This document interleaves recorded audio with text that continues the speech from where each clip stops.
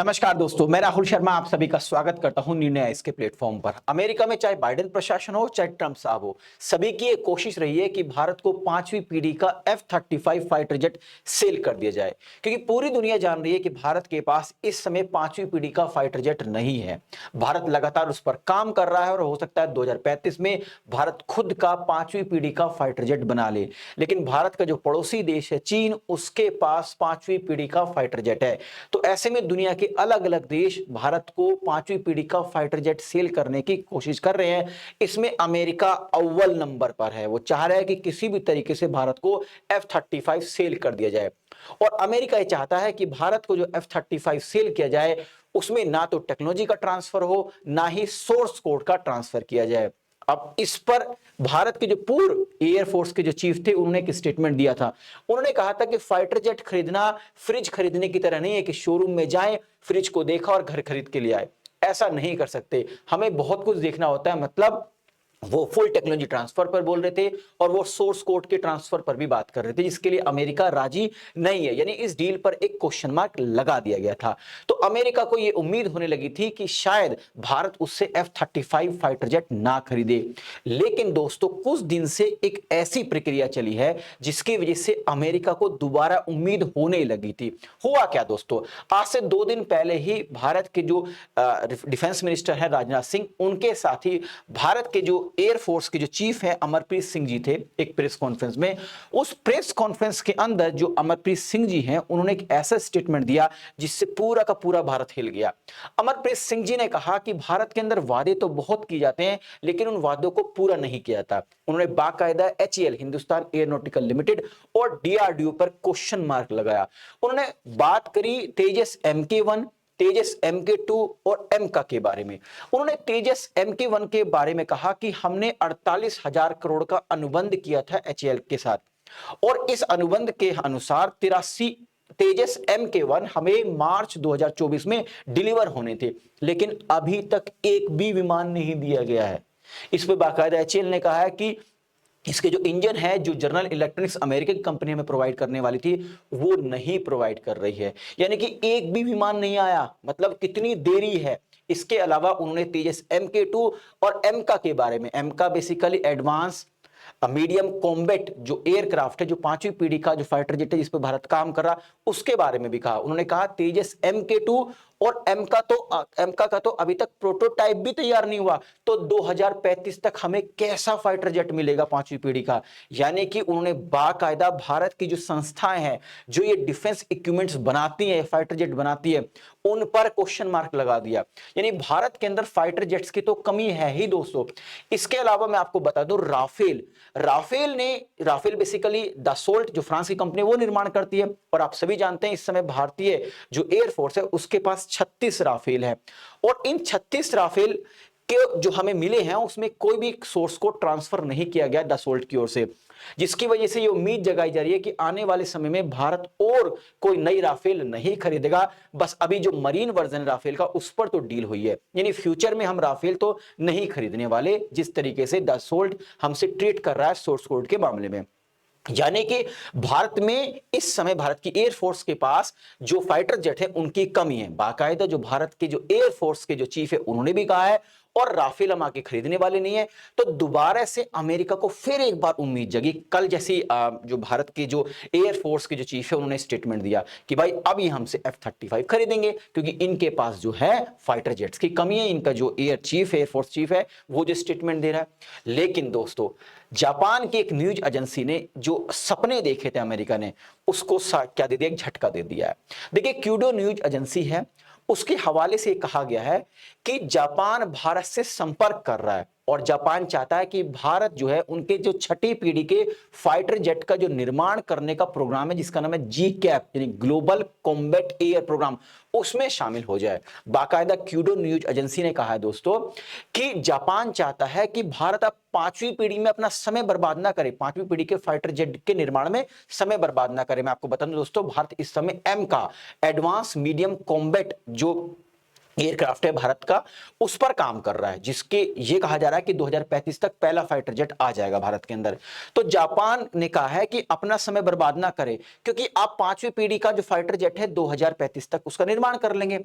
हम चाह रहे हैं कि आप हमारे साथ आइए इस प्रोग्राम में और 2035 तक आप छठी पीढ़ी का फाइटर जेट का निर्माण कीजिए, क्योंकि जब आप 2035 में पांचवी पीढ़ी का फाइटर जेट का निर्माण करेंगे, उस समय आपके जो दुश्मन देश है चीन, उसके पास छठी पीढ़ी का फाइटर जेट होगा, और उसके साथ अगर उसके पास छठी पीढ़ी का फाइटर जेट होगा तो पाकिस्तान के पास भी छठी पीढ़ी का फाइटर जेट होगा। यानी कि आप बेशक ठीक है आप पांचवी पीढ़ी का फाइटर जेट बना ले, लेकिन उसका फायदा क्या होगा, क्योंकि आपके दुश्मनों के पास छठी पीढ़ी का फाइटर जेट होगा।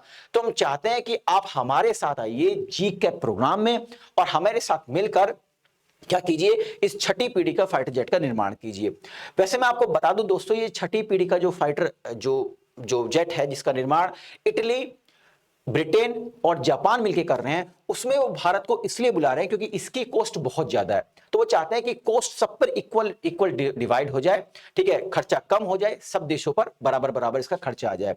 वैसे मैं आपको ये भी बता दूं दोस्तों, ये जो जी कैप प्रोग्राम है, शुरुआती दौर में जो जापान है वो नहीं चाहता था कि इसमें भारत शामिल हो जाए। उसका रीजन है क्योंकि दोस्तों जापान, ब्रिटेन और आपका इटली तीनों के तीनों नाटो के सदस्य हैं। अब अगर भारत इसमें जी कैप में शामिल हो जाएगा तो यानी इस विमान की टेक्नोलॉजी भारत के पास आ जाएगी। भारत के संपर्क रशिया से बहुत अच्छे हैं, यानी टेक्नोलॉजी रशिया के पास ट्रांसफर हो जाएगी। तो नाटो सदस्य इस डर की वजह से भारत को शामिल करना नहीं चाहते थे, लेकिन बाद में जो भारत की विश्वसनीयता, जो भारत जिस तरीके से काम करता है, उससे जापान ने भारत पर विश्वास जताया है और चाहा कि हमारे साथ शामिल हो जाए भारत भी इस प्रोग्राम के अंदर, यानी कि जी कैप के अंदर। वैसे मैं आपको बता दूं दोस्तों, इस समय दुनिया के बहुत सारे देश या फिर कई सारे देश मिलकर अलग अलग छठी पीढ़ी के फाइटर जेट का निर्माण कर रहे हैं। इससे संबंधित कई सारे प्रोग्राम चलाए हुए हैं। इसमें ब्रिटेन, आपका इटली और जापान ने जो प्रोग्राम चला रखा है उसका नाम है ग्लोबल कॉम्बैट एयर प्रोग्राम। इसी ग्लोबल कॉम्बैट एयर प्रोग्राम में भारत को शामिल करने की बात कर रहा है जापान। जापान कह रहा भूल जाओ भैया पांचवी पीढ़ी का फाइटर जेट, उसका जमाना तो गया। अब आखिरकार ये जो ग्लोबल कॉम्बैट एयर प्रोग्राम क्या है, इसके बारे में मैं आपको बता देता हूं। देखिए, ग्लोबल कॉम्बैट एयर प्रोग्राम एक छठी पीढ़ी का फाइटर जेट विकास कार्यक्रम है। इस कार्यक्रम का यह उद्देश्य है कि 2035 तक छठी पीढ़ी का फाइटर जेट का निर्माण कर लिया जाए।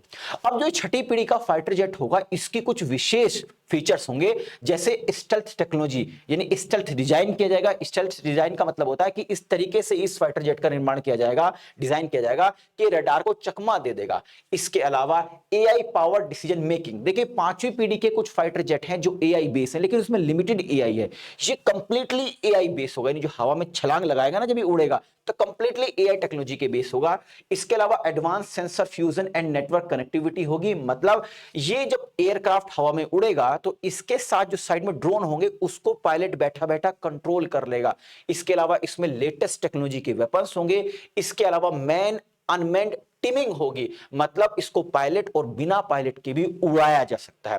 तो ये बेसिकली जीकैप है, जो प्रोग्राम है जिसके माध्यम से छठी पीढ़ी का फाइटर जेट का निर्माण किया जा रहा है। अब जो अमेरिका हमें F-35 चिपकाने की कोशिश कर रहा है लगातार कई सालों से, तो दोनों का कंपेयर कर लेता हूं। आपके जो जी कैप के थ्रू जो छठी पीढ़ी का फाइटर जेट का निर्माण होगा और F-35 का, देखो दोनों का कोई कंपैरिजन नहीं है, क्योंकि पांचवी पीढ़ी का है और जो जी कैप के तहत जो छठी पीढ़ी का फाइटर जेट बनेगा। लेकिन फिर भी अमेरिका लंबे समय से मैं कह रहा कि नहीं आप यही खरीदिए, दबाव भी बनाने की कोशिश कर रहा है।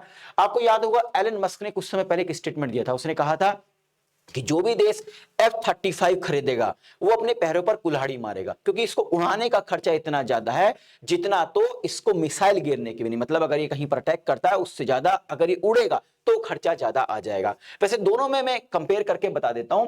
देखिए, स्टेल्थ टेक्नोलॉजी की बात करें तो जो छठी पीढ़ी का फाइटर जेट होगा जी के प्रोग्राम के तहत वो बहुत एडवांस होगा, जबकि जो F-35 वो लिमिटेड होगा। इसके अलावा ये कंप्लीटली जो छठी पीढ़ी का फाइटर जेट होगा कंप्लीटली एआई बेस होगा, जबकि इसमें लिमिटेड एआई बेस है, यानी कि आज भी इसको जो कंट्रोल किया जाता है F-35 को पायलट के थ्रू ही कंट्रोल किया जाता है। इसके अलावा लोयल विंगमैन सपोर्ट, मतलब इस फाइटर जेट के बराबर में जो ड्रोन उड़ेंगे उन ड्रोन को पायलट बैठा बैठा कंट्रोल कर सकता है, जबकि जो F-35 है उसमें इस तरीके की कोई भी टेक्नोलॉजी नहीं है। मतलब देयर इज नो कंपैरिजन दोस्तों, यानी F-35 को भारत को देने की कोशिश कर रहा है। बाकायदा जापान ने कहा, देखिए जापान शुरू से भारत का एक अच्छा दोस्त रहा। जापान ने कहा कि आप जो पांचवी पीढ़ी के फाइटर जेट के चक्कर में पड़िए ही मत, उनका कहना भी ठीक है, क्योंकि भाई 2035 तक अगर आप किसी देश से नहीं खरीदते, ना तो आप F-35 खरीदते, ना ही आप Su-57 खरीदते, हम चाहते हैं कि आप एमका का निर्माण कीजिए, लेकिन एमका भी 2035 तक आएगा और 2035 तक चीन के पास, तो फिर आपकी मूर्खता से लगता है कि एक मूर्खता भरा डिसीजन होगा, ऐसा बाकायदा जापान ने कहा है। तो आई थिंक इस वीडियो के माध्यम से जो इन्फॉर्मेशन है वो आप तक पहुंच गई होगी। जाने से पहले एक इन्फॉर्मेशन मैं आपको और देता हूं। देखिए, अगर आपने यूपीएससी का प्रीलिम्स का एग्जाम दिया है 2025 का और आपको लग रहा है कि आपका प्रीलिम्स निकल रहा है, क्योंकि अब सबके आंसर की आ चुकी है, आपको आइडिया हो गया होगा, तो अब मेंस की तैयारी कैसे करें, तो इसके लिए निर्णय आईएएस लेके आया है मेंस सूत्रा प्रोग्राम। इस प्रोग्राम के बारे में बताता हूं दोस्तों। देखिए, यहां पर क्या होगा, आपको 90+ लाइव सेशंस होंगे, ठीक है। इसके अलावा 50+ सेशंस जो होंगे वो आंसर राइटिंग के होंगे, जो बाकायदा ऑफिसर्स और यूपीएससी टॉपर्स के द्वारा कराए जाएंगे। जैसे ऐसे कराया जाएगा तो ऐसे by ex IRS Ravi Kapoor sir हैं। इसके अलावा जो ये कोर्स डिजाइन किया गया है सिलेक्टेड ऑफिसर्स के द्वारा किया गया है। Mains question with answer, model answer आपको प्रोवाइड किया जाएगा, ठीक है। मेंस ओरिएंटेड करंट अफेयर्स कराई जाएगी निर्णय आईएएस की फैकल्टी के द्वारा। तो यानी कि एक ऐसा प्रोग्राम है जो आपको मेंस क्वालिफाई करने में आपकी काफी हेल्प करेगा। इसके अलावा जो मेंस सूत्रा प्रोग्राम प्लस भी है, जो इसी का एडवांस वर्जन है, यानी कि जो जैसे मेन आपका जो मेंस सूत्रा प्रोग्राम है उसमें क्या होगा, मेंस की टेस्ट सीरीज दी जाएगी जहां पर आपकी कॉपियां को चेक नहीं किया जाएगा, लेकिन मेंस जो सूत्रा प्रोग्राम है वहां पर आपकी जो कॉपी है, जो आंसर राइटिंग है, जो आंसर लिखेंगे आप, उसको चेक भी किया जाएगा बाय द टीचर्स, राइट। तो आप इस प्रोग्राम को ज्वाइन कर सकते हैं। तो आई थिंक अगर आपको मेरी वीडियो पसंद आई तो लाइक और शेयर करना ना भूलें, ताकि मुझे एक मोटिवेशन मिल सके दोस्तों इस तरीके का कंटेंट बनाने के लिए। अगर आप पहली बार हमारे चैनल पर आए हैं तो वीडियो को चैनल को सब्सक्राइब कीजिए और बेल आइकन को प्रेस करना ना भूलिए, ताकि जो भी मेरे लेटेस्ट वीडियो है उसका नोटिफिकेशन आप तक पहुंचता रहे। अगर आप मेंस सूत्रा प्रोग्राम को ज्वाइन करना चाहते हैं तो इस वीडियो के डिस्क्रिप्शन में एक लिंक दी गई, इस लिंक पर क्लिक कीजिए, सिंपल से स्टेप्स को फॉलो करते हुए आप इस प्रोग्राम को ज्वाइन कर सकते हैं। तो आज के लिए इतने रखते हैं। आप सभी का बहुत बहुत शुक्रिया। नमस्कार, जय हिंद दोस्तों।